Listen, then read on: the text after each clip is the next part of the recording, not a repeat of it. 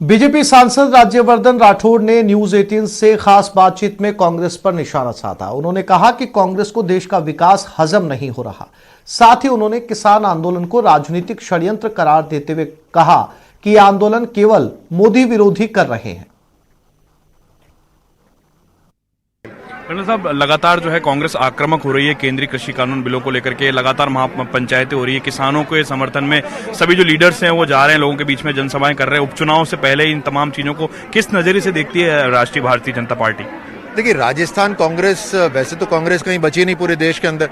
राजस्थान एक बड़ा राज्य है, उनके पास करने को उनके पास कोई काम नहीं है पॉजिटिव, आपस में उनकी लड़ाइयां चल रही हैं। तो ये मैन्युफैक्चर करते हैं कि मैन्युफैक्चर करा जाए। आप देख रहे हैं कि मैन्युफैक्चरिंग कैसे हो रही है कि देश और बाहर दूसरे देशों से भी लोगों को पैसे देकर, मतलब 4-4, 5-5 करोड़ रुपए देकर एक ट्वीट करवा रहे हैं ताकि देश की सरकार किसी तरह हिल जाए। तो ये एक राजनीतिक षड्यंत्र है पूरे जो चलाया जा रहा है। किसी तरह से मोदी जी जिस मजबूती से काम कर रहे हैं, मोदी जी की सरकार किस तरह से मजबूती से काम कर रही है, और मोदी जी का लक्ष्य है कि देश का पैसा चोरी ना हो। और जनता इस बात को बखूबी समझ रही है कि पहली बार एक इस तरह का लीडर आया है जो देश का पैसा बचाकर देशवासियों तक पहुंचा रहा है, अलग अलग रूप में। चाहे वो प्रधानमंत्री आवास योजना हो, चाहे वो जल जीवन मिशन हो, चाहे वो आयुष्मान भारत हो, हर तरह से, चाहे किसान सम्मान निधि हो।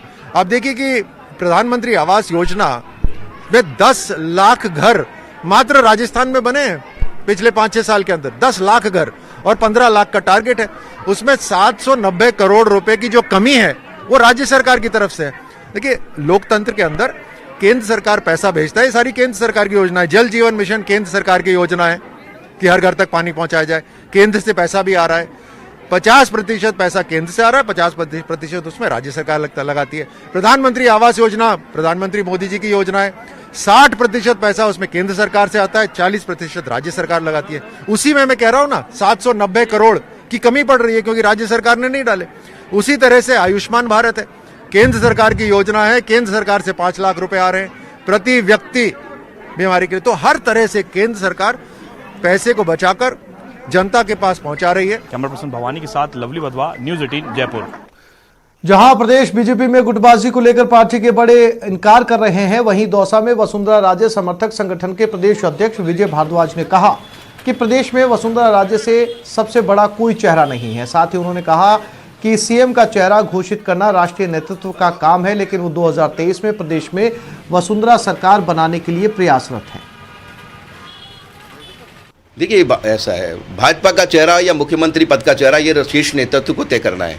मैं राजस्थान की जनता की बात करना चाहता हूँ, अपनी निजी बात करना चाहता हूँ। राजस्थान की जनता के दिलों के अंदर वसुंधरा जी के प्रति अथाह प्रेम है, स्नेह है, और वो प्रेम और स्नेह देख करके हम राजस्थान की जनता के साथ सामने जा रहे हैं।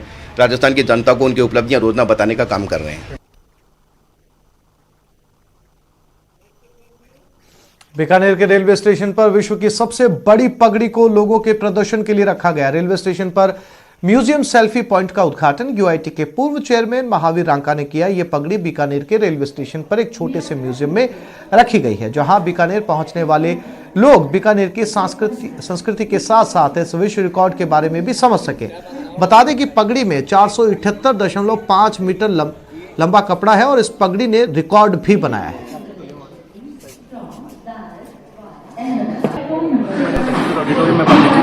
जो 478.5 मीटर लंबी है, जो 55 पगड़ियों को एक साथ जोड़कर बनाई गई है।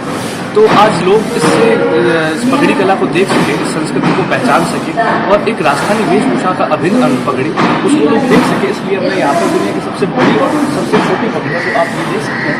ये अलग अलग तरीके की दुनिया की सबसे छोटी पगड़ियाँ भी हमने आज यहाँ पे रखी है। तो ये जो पगड़ी है, इस कला को प्रोत्साहन देने के लिए राजस्थान को इससे फायदा होगा, और कई ऐसे फायदे होंगे। इससे पगड़ी कला है जो प्रमोट। तो इस बुलेटिन में फिलहाल इतना ही। नमस्कार।